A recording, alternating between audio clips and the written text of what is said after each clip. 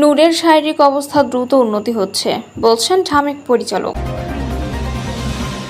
আপার মতো জাপাকেও ভারতে পাঠাতে হবে, বলছেন রাশেদ খান।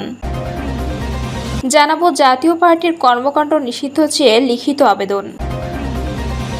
ব্রাহ্মণবাড়িয়া বিএনপির মিছিলে যাওয়ার সময় ধাক্কা লাগা নিয়ে 2 গ্রামবাসীর সংঘর্ষ। এবং সর্বশেষ জানাবো তারেক রহমান দেশে আসার প্রস্তুতি নিচ্ছেন, বলছেন আহমেদ আজম খান। শুনছিলেন সংবাদ শিরোনাম, এবারে বিস্তারিত। নূরের শারীরিক অবস্থা দ্রুত উন্নতি হচ্ছে, বলছেন ঢামেক পরিচালক। গণ অধিকার পরিষদের সভাপতি নুরুল হক নূর এখন পুরোপুরি ঝুঁকিমুক্ত এবং তার শারীরিক অবস্থা দ্রুত উন্নতি হচ্ছে বলে জানিয়েছেন ঢাকা মেডিকেল কলেজ হাসপাতালের পরিচালক ব্রিগেডিয়ার জেনারেল মোহাম্মদ আসাদুজ্জামান। তিনি জানান, নূরের শারীরিক অবস্থা দ্রুত উন্নতি হচ্ছে এবং তাকে দেশে চিকিৎসা নেওয়া সম্ভব। তবে চিকিৎসার ফলো-আপের জন্য তিনি দেশের বাইরে যাবেন কি না তা তার পরিবার সিদ্ধান্ত নেবে। এ সময় তিনি নূরের সুস্থতার জন্য তার নেতাকর্মীদের অযথা কেবিনে ভিড় না করার অনুরোধ করেন। এর আগে গত 29 আগস্ট রাতে রাজধানীর বিজয়নগরে জাতীয় পার্টির নেতাকর্মীদের সঙ্গে গণ অধিকার পরিষদের নেতাকর্মীদের সংঘর্ষ হয়। দুপক্ষকে ছত্রভঙ্গ করতে আইনশৃঙ্খলা বাহিনীর লাঠিচার্জে গণ অধিকার পরিষদের সভাপতি নুরুল হক নূর ও সাধারণ সম্পাদক মোহাম্মদ রাশেদ খান সহ অন্তত 50 জন আহত হন। গুরুতর আহত হওয়ায় নূরকে প্রথমে ইসলামী ব্যাংক হাসপাতালে নেওয়া হয়। পরে চিকিৎসকদের পরামর্শে রাত 11টার দিকে তাকে ঢামেক হাসপাতালে জরুরি বিভাগে স্থানান্তর করা হয়। বর্তমানে তিনি হাসপাতালের পুরাতন ভবনে ভিআইপি কেবিনে চিকিৎসাধীন।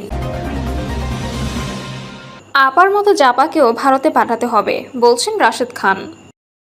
গণ অধিকার পরিষদের সভাপতি নুরুল হক নূর সহ নেতাকর্মীদের ওপর হামলাকারীদের বিচার, স্বরাষ্ট্র উপদেষ্টার পদত্যাগ ও জাতীয় পার্টি সহ 14 দলের রাজনীতি নিষিদ্ধের দাবিতে বিক্ষোভ মিছিল এবং পল্টন মোড় অবরোধ করেছে দলটির নেতাকর্মীরা। বিকেল 4:30টায় কেন্দ্র কার্যালয়ের সামনে বিক্ষোভ মিছিল শেষে পল্টন মোড়ে রাস্তা অবরোধ করে নেতাকর্মীরা। 1 ঘন্টার বেশি সময় রাস্তা অবরোধ করে রাখেন তারা। গণ অধিকার পরিষদের সাধারণ সম্পাদক মোহাম্মদ রাশেদ খান বলেন, নুরুল হক নূর সহ নেতাকর্মীদের উপর হামলার বিচার অবশ্যই হতে হবে। এই হামলা শুধু নুরুল হক নূরের উপর নয়, এটা গণ অভ্যুত্থানের উপর হামলা। সুতরাং নুরুল হক নূরের উপর হামলার দায় নিয়ে স্বরাষ্ট্র উপদেষ্টাকে পদত্যাগ করতে হবে। আওয়ামী লীগ ও জাতীয় পার্টি বাংলাদেশের দল নয়, এরা ভারতের দল। আপার মতো জাপাকেও ভারতে পাঠাতে হবে। তিনি বলেন, রাশেদ খান মেনন, হাসানুল হক ইনুরা গ্রেপ্তার হলে জিএম কাদের কেন গ্রেপ্তার হয় না? কারা কাদেরকে আশ্রয় প্রশ্রয় দিচ্ছে? এবার কিন্তু জাতীয় পার্টিকে বিরোধী দল বানানোর কোনো সুযোগ নেই। আওয়ামী লীগ ফ্যাসিস্ট হিসেবে নিষিদ্ধ হয়েছে, জাতীয় পার্টি ও 14 দলকেও নিষিদ্ধ করতে হবে। গণ অধিকার পরিষদের সাধারণ সম্পাদক বলেন, আমাদের পরবর্তী কর্মসূচি ফ্যাসিবাদ বিরোধী ঐক্য এর ব্যানারে আগামী 5ই সেপ্টেম্বর বিকাল 3টায় শাহবাগ জাদুঘরের সামনে সংহতি সমাবেশ। এই সমাবেশ আমাদের ঐক্য প্রতিষ্ঠার সমাবেশ। আমাদের মধ্যে ঐক্য না থাকলে আওয়ামী লীগ আবারও ফিরে আসবে। আমরা বিভাজিত হওয়ার সুযোগ সেনাবাহিনী ও পুলিশের একটি অংশ এভাবে হামলার সুযোগ পেয়েছে। এর দায় সরকার এড়াতে পারে না। সরকার শুধু সহানুভূতি দেখিয়ে মাপ পাবে না, দোষীদের বিচার করতে হবে। এই ঘটনার বিচার না হলে পুরো বাহিনীকে কলুষিত করা হবে। কিন্তু আমরা বারবার বলছি, আমরা পুরো বাহিনী দুটিকে দোষারোপ করতে চাই না। তিনি বলেন, আজকের এই অবরোধের জন্য আমরা দুঃখ প্রকাশ করছি। ঠান্ডা কথা সরকারের কানে ঢোকে না, যে কারণে সড়ক অবরোধ করেছে নেতাকর্মীরা। গণ অধিকার পরিষদের উচ্চতর পরিষদ আব্দুল জাহেরের সঞ্চালনায় বক্তব্য দেন দলটির মুখপাত্র ফারুক হাসান সহ আরও অনেকে। জাতীয় পার্টির কর্মকাণ্ড নিষিদ্ধ চেয়ে লিখিত আবেদন। গণতন্ত্র বিরোধী কার্যকলাপে জড়িত থাকার অভিযোগ এনে জাতীয় পার্টির রাজনৈতিক কার্যক্রম নিষিদ্ধ করার আবেদন জমা পড়েছে নির্বাচন কমিশনে। রাজধানীর বংশালের বাসিন্দা হুসাইন মোহাম্মদ আনোয়ার প্রধান নির্বাচন কমিশনারের কাছে এই আবেদন করেন। আবেদনকারী নিজেই সাংবাদিকদের এ তথ্য জানিয়েছেন। আবেদনে বলা হয়, বাংলাদেশের রাজনৈতিক প্রেক্ষাপটে জনগণের গণতান্ত্রিক অধিকার সংরক্ষণ, একটি সুষ্ঠু, শান্তিপূর্ণ এবং মুক্ত নির্বাচন নিশ্চিত করা নির্বাচন কমিশনের নৈতিক ও সাংবিধানিক দায়িত্ব। কিন্তু দীর্ঘদিন যাবৎ বাংলাদেশের জাতীয় পার্টি নানা সময় রাজনৈতিক প্রক্রিয়াকে কলুষিত করেছে। শুধু তাই নয়, দলটি গণতন্ত্র বিরোধী কার্যকলাপ পরিচালনা, সামরিক শাসনের উত্তরাধিকার বহন, দুর্নীতি ও প্রশাসনিক অপব্যবহার এবং জনস্বার্থ বিরোধী কর্মকাণ্ডে লিপ্ত থাকার অভিযোগে ব্যাপকভাবে সমালোচিত। এতে আরও বলা হয়, এই দলটি প্রতিষ্ঠা লগ্ন থেকে গণতন্ত্রের মূলধারাকে ক্ষুণ্ণ করেছে এবং বারংবার নির্বাচনকে প্রহসনে পরিণত করার ইতিহাসে জড়িত থেকেছে। বর্তমানে জাতীয় স্বার্থে এবং গণতান্ত্রিক ভবিষ্যৎ রক্ষার্থে একটি সুষ্ঠু পরিবেশ সৃষ্টির জন্য এ ধরনের রাজনৈতিক দলকে বৈধতা দেওয়া জনস্বার্থ বিরোধী।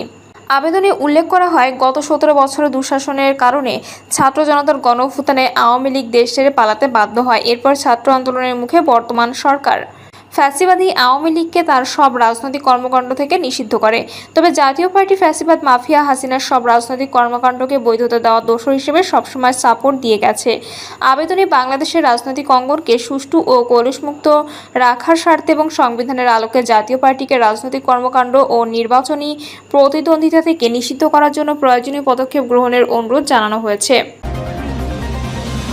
ব্রাহ্মণবাড়িয়া, বিএনপির মিছিলে যাওয়ার সময় ধাক্কা লাগা 2 গ্রামবাসীর সংঘর্ষ। ব্রাহ্মণবাড়িয়া সরাইলে বিএনপির আনন্দ মিছিলে যাওয়ার সময় ধাক্কা লাগা নিয়ে 2 গ্রামবাসীর সংঘর্ষ অন্তত 30 জন আহত হয়েছেন। বিকেল 5টা থেকে রাত 8:30 পর্যন্ত উপজেলা হাসপাতালের মোড় এলাকায় স্থানীয় সৈয়দটুলা ও উচালিয়াপাড়া গ্রামের লোকজনের মধ্যে থেমে থেমে এই সংঘর্ষ চলে। এতে অন্তত 30 জন আহত হয়েছেন। পুলিশের স্থানীয় সূত্রে জানা গেছে, বিএনপির 47তম প্রতিষ্ঠা বার্ষিকী উপলক্ষে সরাইল উপজেলা বিএনপির সাধারণ সম্পাদক নুরুজ্জামান লস্কর তপুর নেতৃত্বে একটি মিছিল বের হওয়ার কথা ছিল। ওই মিছিলে অংশ নিতে বিভিন্ন এলাকা থেকে দলীয় কর্মী সমর্থকরা খণ্ড খণ্ড মিছিল নিয়ে হাসপাতালের মোড়ে জড়ো হতে থাকেন। এ সময় উচালিয়াপাড়া গ্রামের বাসিন্দা ও বিএনপি সমর্থক মোশাররফের সঙ্গে থাকা এক যুবকের সঙ্গে সৈয়দটুলা গ্রামের মুজাহিদ নামের একজনের ধাক্কা লাগে। এ নিয়ে দুজনের মধ্যে কথা কাটাকাটি ও হাতাহাতি হয়। এ সময় মোশাররফ ঝগড়া থামাতে গেলে মুজাহিদ তার মাথায় আঘাত করে। এই ঘটনার জেরে সৈয়দটুলা উচালিয়াপাড়া গ্রামের লোকজন দেশীয় অস্ত্রশস্ত্র নিয়ে সংঘর্ষে জড়িয়ে পড়েন। সংঘর্ষ চলাকালে 2 গ্রামের বিভিন্ন পয়েন্টে ধাওয়া পাল্টা ধাওয়া আর ইটপাটকেল নিক্ষেপের ঘটনা ঘটে। এ সময় পুরো এলাকায় আতঙ্ক ছড়িয়ে পড়ে। সংঘর্ষে উভয় পক্ষের অন্তত 30 জন আহত হন। ব্রাহ্মণবাড়িয়ার অতিরিক্ত পুলিশ সুপার ওবায়দুর রহমান জানান, খবর পেয়ে পুলিশ ঘটনাস্থলে গিয়ে পরিস্থিতি নিয়ন্ত্রণে আনে। এ ঘটনায় আইনগত ব্যবস্থা প্রক্রিয়াধীন। তারেক রহমান দেশে আসার প্রস্তুতি নিচ্ছেন, বলছেন আহমেদ আজম খান। বিএনপির ভাইস চেয়ারম্যান আহমেদ আজম খান বলেছেন, দেশনায়ক তারেক রহমান খুব তাড়াতাড়ি দেশে ফিরবেন। তার আসার জন্য আমরা প্রস্তুতি গ্রহণ করেছি। তিনি দেশে আসার প্রস্তুতি নিচ্ছেন। যেদিন তারেক রহমান বাংলাদেশে আসবেন সেদিন সারা দেশে 18 কোটি মানুষ তাকে স্বাগত জানাবেন। দুপুরে টাঙ্গাইলের বাসাইলে বিএনপির প্রতিষ্ঠা বার্ষিকীর অনুষ্ঠানে যোগ দেওয়ার আগে তিনি সাংবাদিকদের প্রশ্নের জবাবে এসব কথা বলেন। তিনি বলেন, যারা নির্বাচন চায় না, নির্বাচনকে বিলম্বিত করতে চায়, তাদের হাত রয়েছে দেশে আইন শৃঙ্খলা পরিস্থিতিও অবনতি করার। আমরা সব রাজনৈতিক দল যদি নির্বাচনমুখী হয়ে যাই তাহলে আইন শৃঙ্খলা বাহিনী শক্তিশালী ভূমিকা রাখতে পারবে।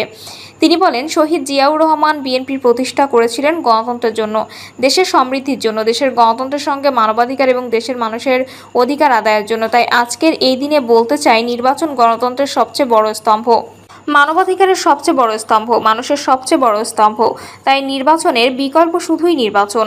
উপজেলা বিএনপির ভারপ্রাপ্ত সভাপতি মামুন আল জাহাঙ্গীরের সভাপতিত্বে জেলা বিএনপির সাবেক যুগ্ম সম্পাদক আবুল কাশেম, উপজেলা বিএনপির সাধারণ সম্পাদক নূরনবী আবু হায়াত খান নবু, পৌর বিএনপির সভাপতি আখতারুজ্জামান তুহিন ও সাধারণ সম্পাদক আবুল কালাম আজাদ পিন্টু। প্রিয় দর্শক, এই ছিল এখনকার সর্বশেষ সংবাদ আপডেট। সব সংবাদ পেতে চ্যানেলটি সাবস্ক্রাইব করে বেল আইকনটি ক্লিক করে রাখুন।